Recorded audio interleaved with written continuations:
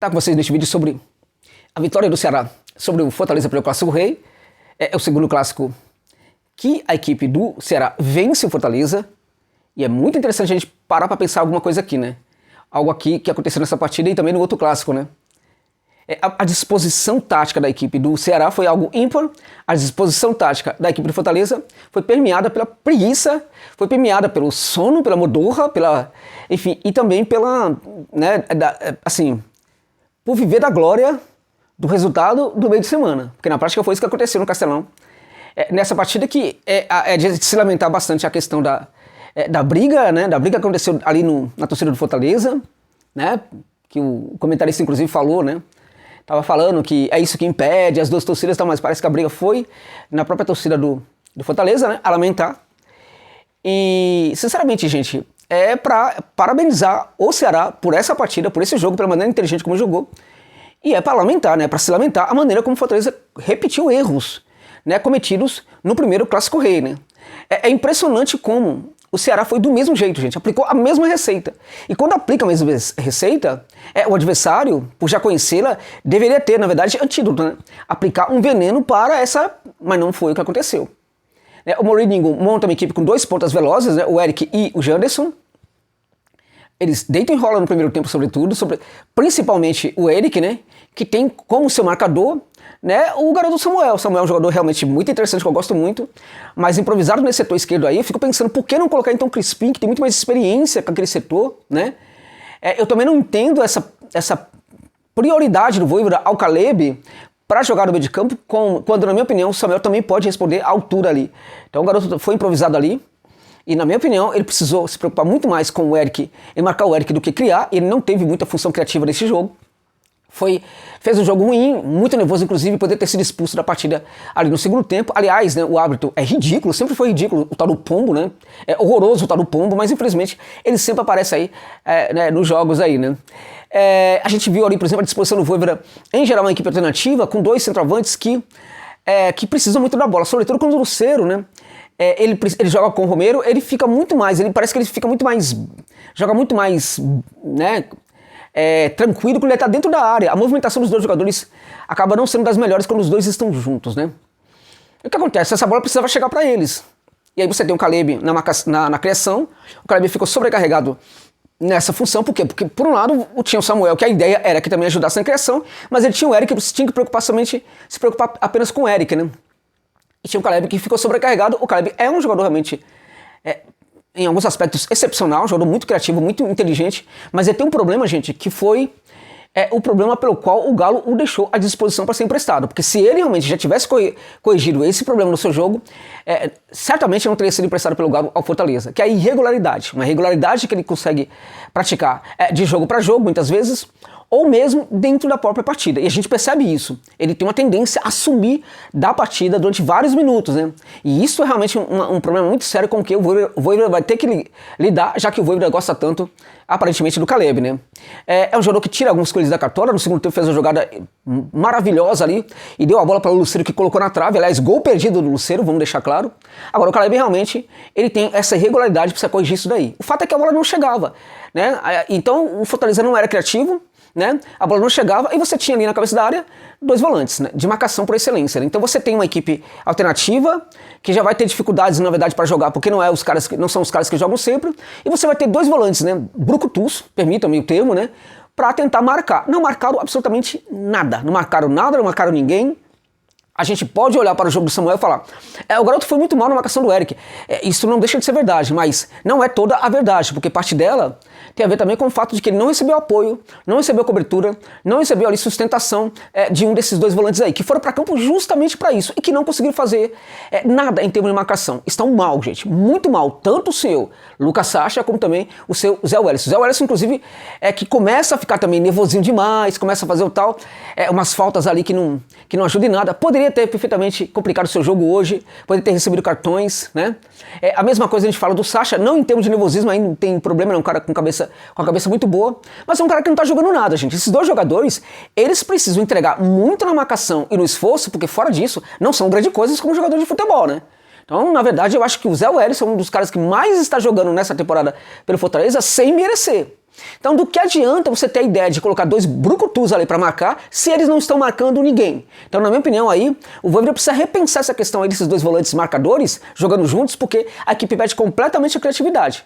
Volto a dizer, quando ele coloca esses dois jogadores, ele imagina que o Eric, né, que o Samuel vai ajudar na criação, só que o Samuel tinha o problema do Eric ali, não tinha cobertura e não conseguia fazer nada a não ser se preocupar com o próprio com o Eric, né? Enquanto o Zé Wellison não marcava nada, corria errado, fazia falta, né? Enfim, o seu Sacha também. E no segundo tempo, acho que o Voivoda demorou demais para tirar um desses dois volantes. Poderia ter tirado os dois, já que nenhum dos dois estava marcando nada, né? Do que adianta você estar perdendo 2-0 e ficar com dois volantes marcadores, né? Já que eles também não estão marcando nada. Não estão marcando ninguém, então tira os jogadores. O Fortaleza deu uma aula de marcação na partida da Libertadores contra o Maldonado quando não teve nenhum desses dois marcadores por excelência, né? E a equipe marcou como poucos. Então a marcação, ela não precisa necessariamente de marcadores, essencialmente marcadores, né? E foi o que aconteceu nessa partida aí. Não marcaram ninguém, não marcaram nada, e a equipe ficou sem criatividade e também sem capacidade de marcação, de apoio, de sustentação para os jogadores do lado do campo, né? Então foi um jogo pobre do Fortaleza, pobre de ideias, e o seu Voivoda, que foi brilhante no meio de semana, também parece que descansou nesse jogo aí, né? Descansou, eu vou tirar uma folguinha aí, vou tirar uma folguinha e tal, enfim, e parou de pensar, porque realmente a coisa não estava funcionando, principalmente enquanto o jogo estava rolando. Por quê? Porque era para tirar pelo menos um desses dois aí depois do intervalo, e ele não faz isso, né? Demora muito, tem um momento que a gente percebe ali que o Sacha chega ali na cabeça da área e faz um arremate. O Sacha manda a bola pro inferno, evidentemente, porque não é dele. Agora, já era para ter um jogador diferente ali. Já era para ter, por exemplo, um Pochettino ou outro jogador. Não precisava necessariamente ser o Pochettino. Poderia ter, por exemplo, o Samuel naquele setor, né? Colocado no meio de campo. Tanto é que o Samuel, no segundo tempo, a partir de um certo momento, ele começa a jogar um pouco mais por dentro e aí o jogo dele melhora bastante, né? Agora, também quase foi expulso, né? Porque tá muito nervoso também, porque também tá muito sobrecarregado. Claro, o primeiro cartão amarelo dele foi uma injustiça do árbitro Pombo, que é horroroso, diga-se, né? Horroroso esse tal de Pombo, horrível, lamentável esse árbitro aí, né? E o segundo cartão amarelo, que era para ele receber, o Pombo não deu o cartão amarelo, até para compensar, porque tinha feito uma bobagem ao dar o primeiro cartão para o Samuel. Mas rigorosamente, se não fosse tão horrível, o Pombo poderia perfeitamente ter expulsado o jogador do Fortaleza ali. Então o Fortaleza foi mal, gente. Fez um jogo ruim, né? E mereceu a derrota contra o Ceará, fez um jogo inteligente, né?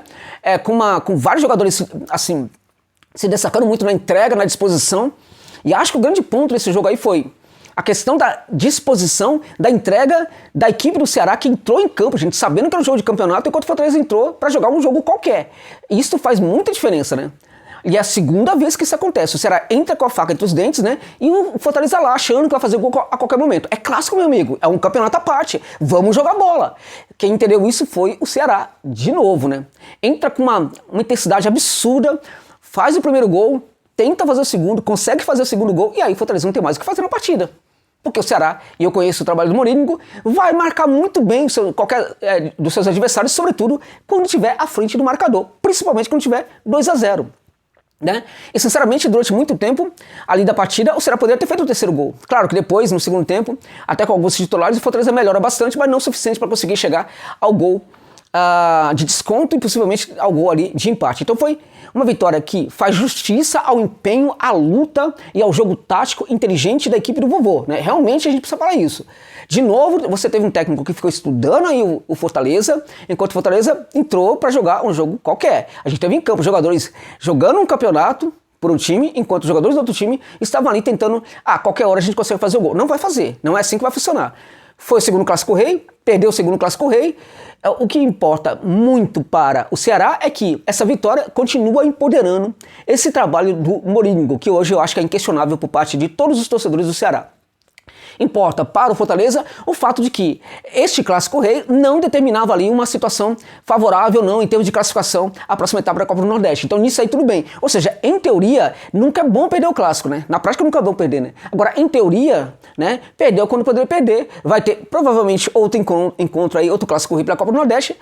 E será um absurdo, um vexame se o Fortaleza perder o terceiro Clássico ainda. Essa derrota, na verdade, obriga o Fortaleza, inclusive, a dar uma resposta positiva para os seus torcedores, né? Nessa que poderá ser a final da Copa do Nordeste, né, entre Fortaleza e Ceará. Então vamos lá, vamos esperar que a equipe do Fortaleza entenda o que está acontecendo, gente. Né? Quando joga com o seu adversário, tem que entender o que está acontecendo. O seu adversário vai sempre entrar mordendo, vai sempre entrar para fazer gol, sempre entrar no jogo para tentar fazer gol de qualquer jeito, jogando com a vontade, jogando um jogo de campeonato. Fortaleza ou entende isso aí ou vai continuar perdendo, né? Então precisa acordar para a realidade do que é o Clássico Rei. Eu lembro que o Codê fez um trabalho espetacular no Internacional, espetacular, mas muitas vezes ele tinha haters ali, tinha muitos haters ao seu trabalho ali, né? E isso acontecia exclusivamente, apenas, exclusivamente, pelas derrotas que ele tinha no grande clássico ali, no Grenal, no Clássico Gaúcho. Então, que o Vojvoda abra os olhos, porque a gente sabe que tá tudo muito bem no Fortaleza, uma grande gestão, não sei o que e tal. Começa a perder Clássico Rei pra você ver. É um campeonato à parte. Não dá pra ficar perdendo esse tipo de campeonato o tempo inteiro. Já é a segunda derrota consecutiva aí, né?